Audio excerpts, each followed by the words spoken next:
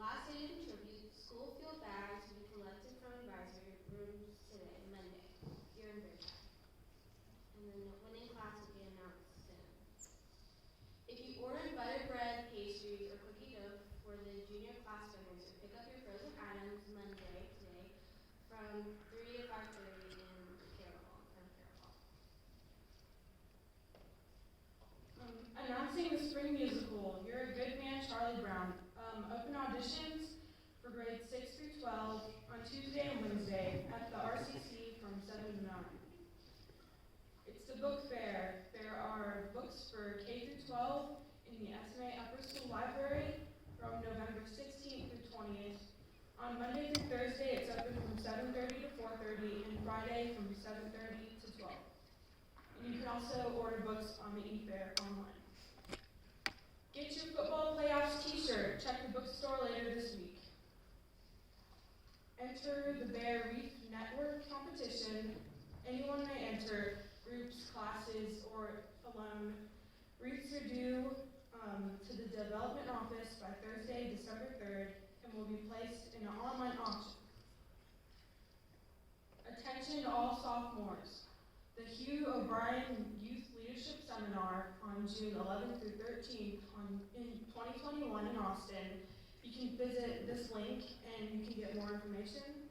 If you want to do it, applications are due to Ms. Nash's office on December 1st. Don't miss out on memories. The 2021 Crest Yearbook is now on sale for $70, and you can go get that link on the website.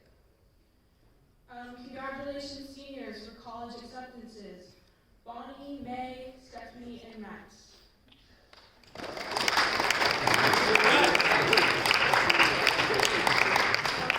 Go to Spain with SMA. There are 10 spots left during spring break of 2021.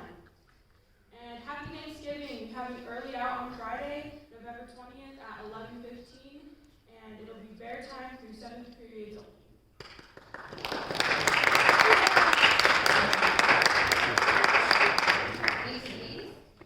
Alright, well, we do have some birthdays, and we have a lot of birthdays because we're also doing it for next week too.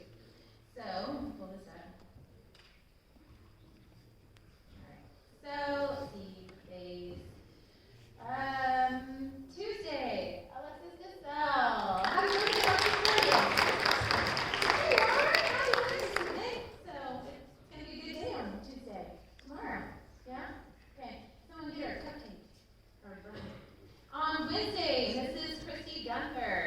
Give her a round. Give her an extra this month. Tell her happy birthday. Also, on Friday, when you come into that gate, you're greeted by Mr. Mike Claus, and it'll be his birthday on Friday, your early release day, so maybe grab him a Chick-fil-A breakfast sandwich or something. Yeah? And then next weekend, Danielle Davis. You get to kick off Thanksgiving break with your birthday, yeah? All right, and then on the 23rd, which I believe is Sunday, Dakota Franklin. Where's Dakota? Where are you at? Online. Okay. Well, happy birthday, Dakota. And also is Mrs. Rhonda McNeil. She's in the business office. You want to be good treat for her. So, tell her happy birthday. And then on Thanksgiving Day, Claire Brickley. Where you at, Claire? Okay, so tell her happy birthday. All right, well, this morning I want to talk about doubt. I know we've been talking about it for a while, but honestly, when Mrs. Portis, can you hear me? Yeah, there we go.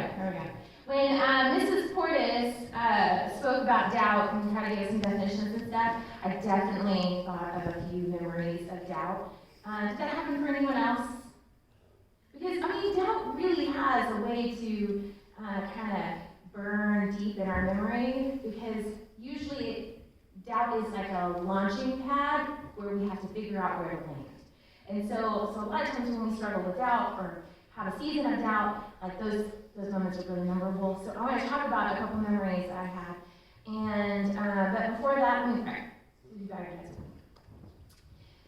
Dear Heavenly Father, Lord, I thank you so much for this morning.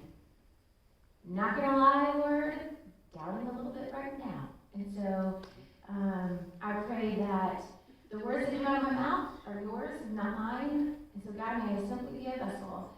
And so with what you have taught me, I hope it teaches someone else this morning. So open our hearts and our ears and our minds to receive you this morning, and be gracious with me, Jesus. In your holy name, I pray. Amen. All right. So let's see. So doubt is kind of a launching point that requires that you make a decision on where you land. So speaking of launching, would you like to see the first memory that popped into my head? I will warn you, this image is the face of doubt. All right, go for it, Nancy. Listen. There you go. Look. Do you see his eyes? He's terrified. So terrified. When let's see, October 2018, we sent Mr. Followell, my 18-year-old son, and my mom for her 60th birthday. We sent them skydiving. And my mom was pretty epic. She's pretty awesome. And so I said, you know what, I'm not going to jump out of a plane with my husband. If something were to go wrong, then we leave all children parentless. So I was like, you go for it, honey. Well, he's really motion sick. He gets motion sick really easy. And he has this thing called anxiety. So when I saw these pictures later, I was like, oh, wow. He is scared. He is doubting right now about his life decisions that have brought him to this moment. So this was like the first image that popped in. So there you have it. But it's one of those moments that it kind of sunk in. The moment when you realize, I'm about to jump out of a perfectly good plane. I'm attached to another human being, and all of my trust is in a bag that human attached to me wears. And you're also hoping that the straps hold you together. So that's the thing. Their lives really rested in the experience of who he was jumping with and the equipment that someone made. Okay, so there's a whole lot of doubt in that face right there. Doubt is really easy to pick up in other people, though. When you look at photos and stuff, you can kind of see, oh yeah, that's a thing. Or in real life, you can see when you're sitting in class, someone's about to get up and give some kind of presentation, you can probably see doubt stamped right there on your forehead. So it's really easy to see in someone else, but not always easy to see in yourself.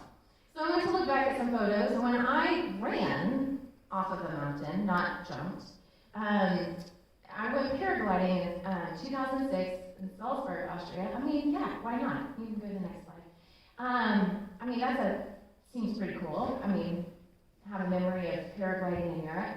And so I solicited a group of friends to paraglide with me, but here's the thing. Those moments of doubt that impact us the most are usually created by fear of suffering or the reality of suffering. And so the impact of that doubt could be because of choices that we have made. We made choices that put us inside of a plane to fall out or on top of a mountain to run down and hope you glide off. And so those are choices that we made, or just because of pure circumstances, these things can happen. So things that we cannot control.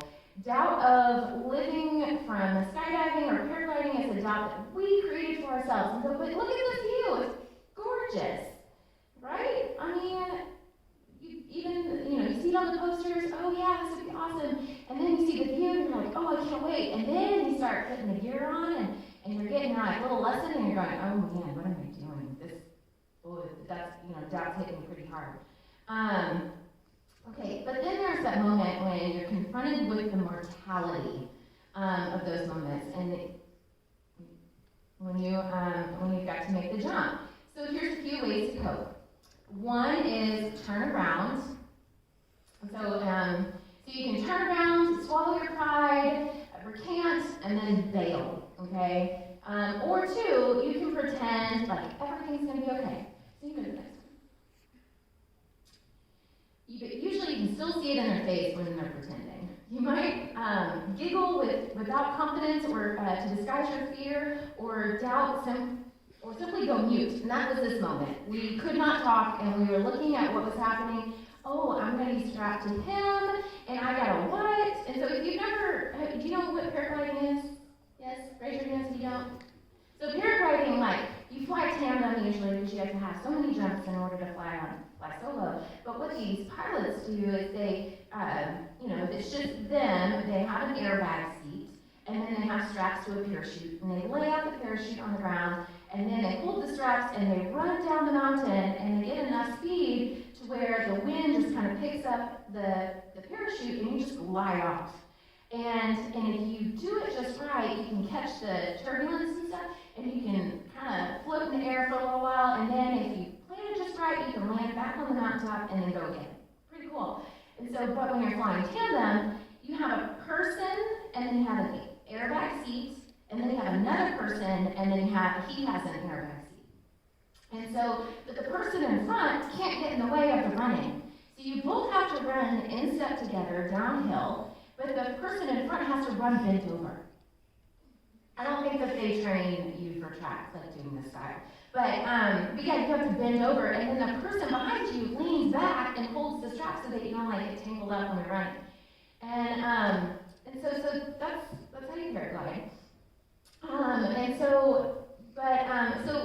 Usually with doubt, so we're learning all about this technique and everything, and we're just kind of going, what? I don't think so. And everyone kind of goes quiet, like everyone's going, okay, don't know that I'm doubting. I'm not sure this is a good idea. This might be bad. And so you're kind of playing with all of those thoughts. So, usually with doubt, that fear is overcome whenever there's an alternate outcome from what you fear. Okay, so like a pleasant trip, a good landing, and then you're like, oh yeah, okay, I'm ready to do that again. Okay, because you kind of dispelled the doubt, and you've tasted victory from it. Well, that wasn't quite the case with my experience. Definitely crashed. If you go to the next one.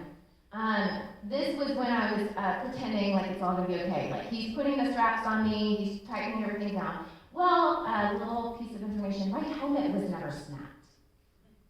Whoops, that was the part we missed. So, anyways, I'm running downhill, and then I feel my feet pick up off the ground, so I stop running. Apparently, I wasn't supposed to stop running. So his whole force came behind me, knocked me over, and so we are touched, and we're tumbling down the mountain. If you want to go to the next slide. So here you'll see the green is me. There's two little white parachutes laying on the ground, and I'm the one on the far left. You're right.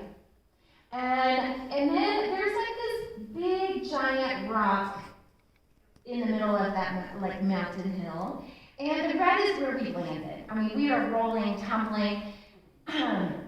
We might have tumbled a little further because I had a $1,000 camera attached to me that I had spent with bought with my own money, and so I was really more concerned about the camera than my own life. And so as we're tumbling, I'm going, where's my camera? Where's my camera? It's attached to me. It's attached to me. And so then I find it, and then I hold on to it with my life. Well, we ended where the red is, right before the tree line. And he the entire time was trying to push me off to the side because he didn't want to smash me. So we landed down there, and I landed upside down in a thicket bush, and he was on the side of the thicket bush. But that thicket bush saved our life because we didn't hit the trees. So, and I hobbled back up the mountain and realized, wow, okay, that's what it's like to have a paragliding crash. We survived, we were fine. I did have a limp with and a lot of pain coming from my knee. But now at this moment, when the pilot finally made it up the hill with all the gear, he goes, well, we have two options. One, you can go again, and we'll try the other side of the mountain because I don't think there's enough wind here. And it's like, well, that's what we need, is wind. And, or you can get your money back.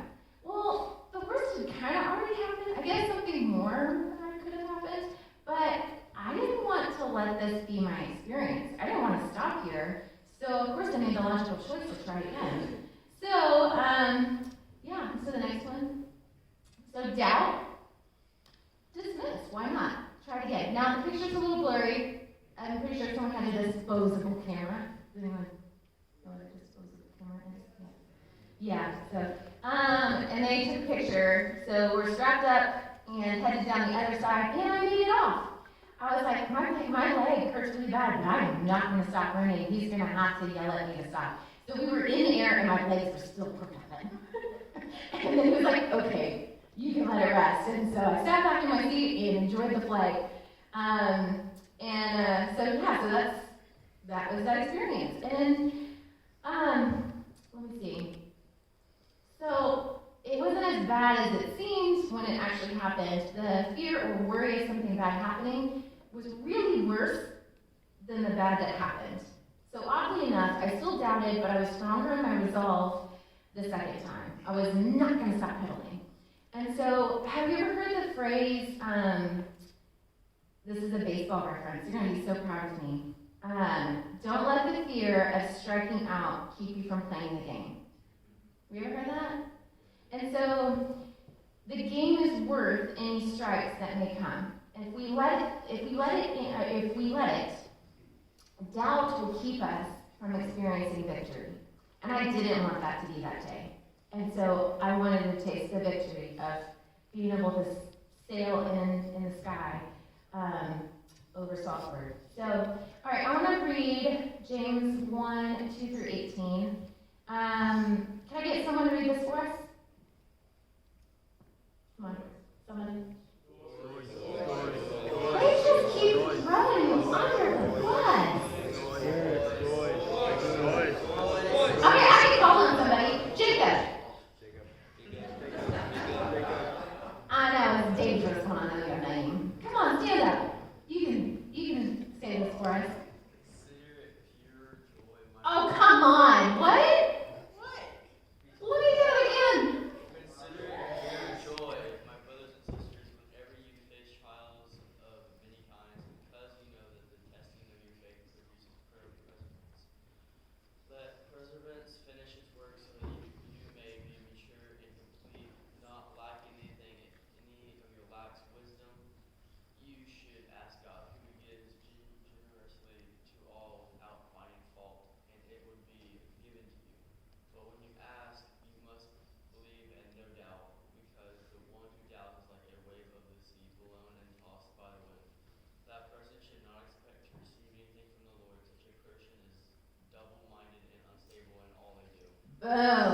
Yeah, come on. That was perfect. Beautiful. So I'll be honest, yesterday morning, so I've been kind of sitting with this message for the last since all last week.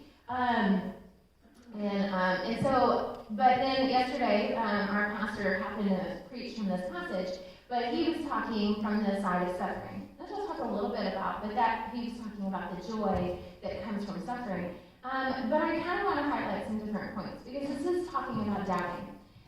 There are very many trials. Some are the ones, like I said before, that we create for ourselves. It's the choices that we make that have brought us to this moment, that now we're faced with either a benefit or a consequence. Okay? Like jumping out of a perfectly good plane, or how about cheating on a test? Not pointing at anybody, I'm just pointing. Okay? You know you'll get caught, you know if you do get caught, there will be big consequences. Or how about repetitively leaving dirty clothes on the floor when you know it's going to make your mom ballistic? Might be pointing. Might be pointing at.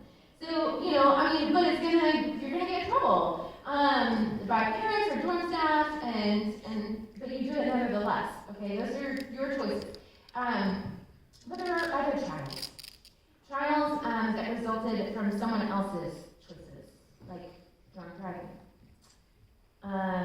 or trials where there's no one really to blame, like cancer or hurricanes. Those are the moments when we want to blame God, or when we're confronted with doubt. Is there a God? If there was, why would he let this happen? This is what James is talking about here, because in this moment, Jewish Christians have been dispersed all over the continent and beyond. There's a Roman emperor who spurred on empire-wide persecution to all Christians and Jews. Many of them are forced to leave behind everything, their homes, their jobs, even their families, and they had to find new places to settle. Places without churches, without community, without safety of the familiar. And so these people, they were well accustomed to trials. They knew suffering. They knew the pain of their choices, which was following God, and they also knew the pain of other circumstances that were falling on them. So James here is recognizing, okay, these are people, my people, are struggling in their faith, maybe wavering. And so he points out that God doesn't blame us for questioning or even requesting from him what we need to weather those doubts. All right, let's go on. I need another reader. We'll get a reader. Just stop that. You all are so terrible. All right, how about you, Lillian? You want to stand up for us? Perfect. Believers in humble circumstances ought to take pride in their high position, but the rich should take pride in their humiliation, since they will pass away like a wild flower. For the sun rises with scorching heat and withers the plant. Its blossom falls and its beauty is destroyed. In the same way, the rich will fade away, even when they go about their business. Blessed is the one who perseveres under trial, because having stood the test, that person will receive the crown of life that the Lord has promised to those who love him. Boom. There we go. Come on, you hear it. You got it. Okay, so the things of this world have the power to limit us. And that's really what James is talking about here. If we put our hope, if we put our faith in those things, it's going to fail us. It's going to limit us. It is the faith in what we cannot see that gives us life unlimited. And that's what James is pointing out here. And so don't trust in comfortable circumstances, is what he's telling the church, telling people. All right, now on the next one. All right, I need another reader. We get a middle schooler. Malachi, you want to read for us? All right, how about you, Bryce? No? Come on, somebody stand up.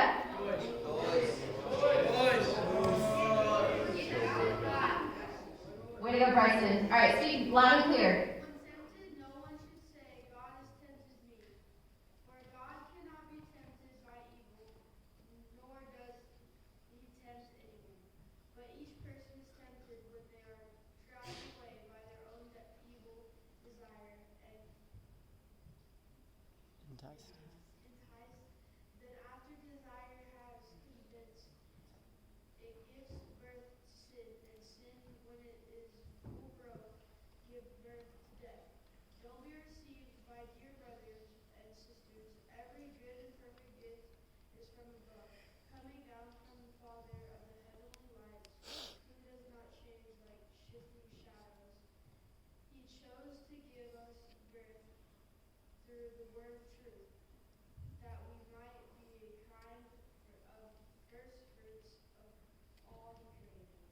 Boom.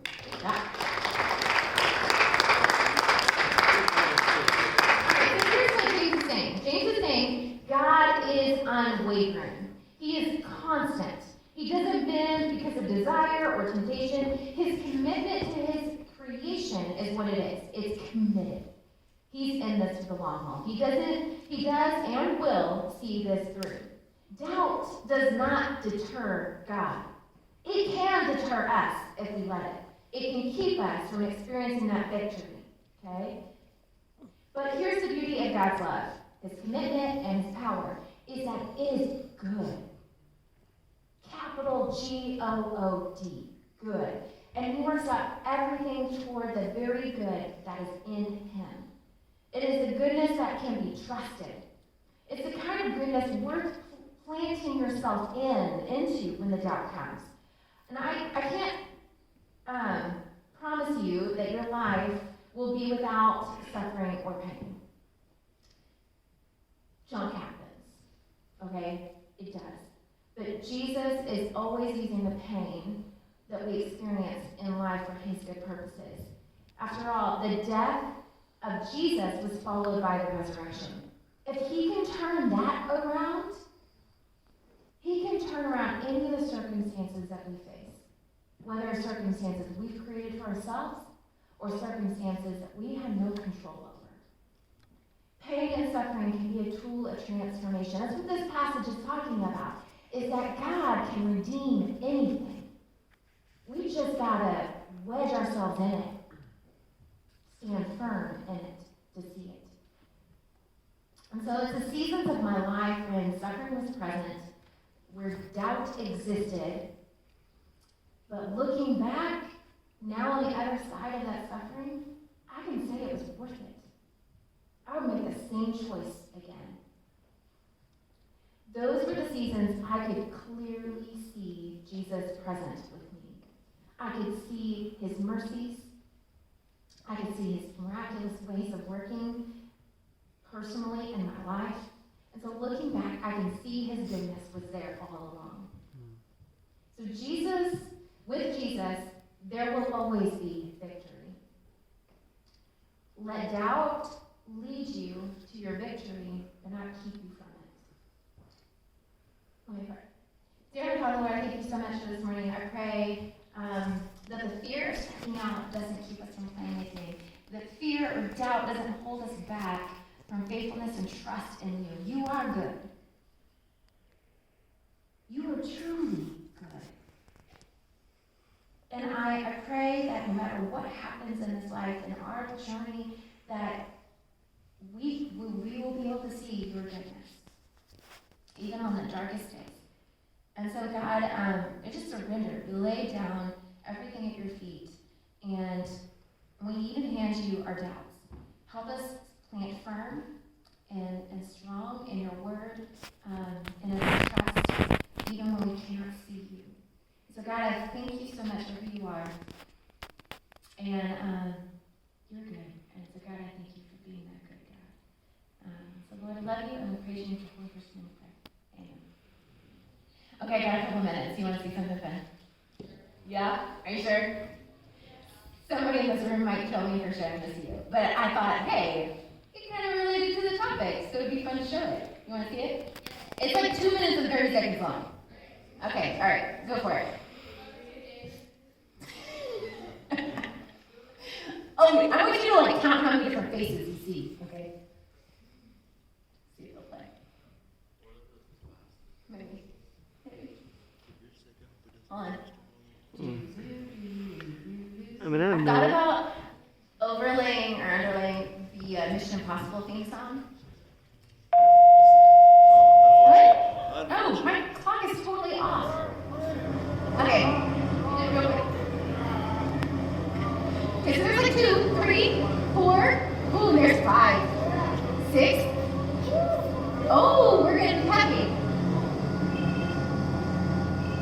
Check out this guy. He's like totally legit. But he's definitely giving stress to God. Watch. There we go. Are you feeling a little bit excited? Like, are you feeling malicious? Like, he definitely sends his mother-in-law and his son out the door first. I didn't have any choice in that. That was the instructors. You kind of can only get in one order. And okay, yeah, they tell you to lean back. You gotta lean back. Oh, yeah, babe. Oh, I just said it 1,000 times. There he goes. Okay, he's happy now. He's falling out of a plane. Shoot, that's not over yet. It's like, I might as well make the most of this if I do that, you know?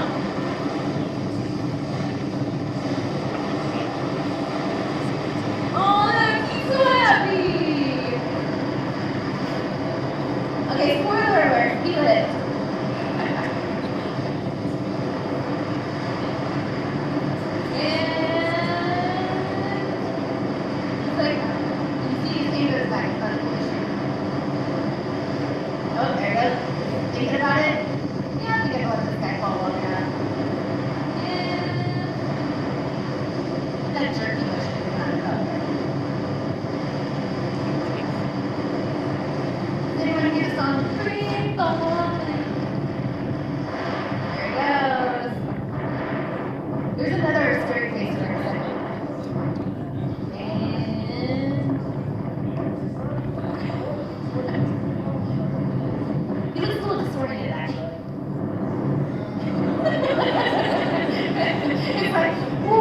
It did open.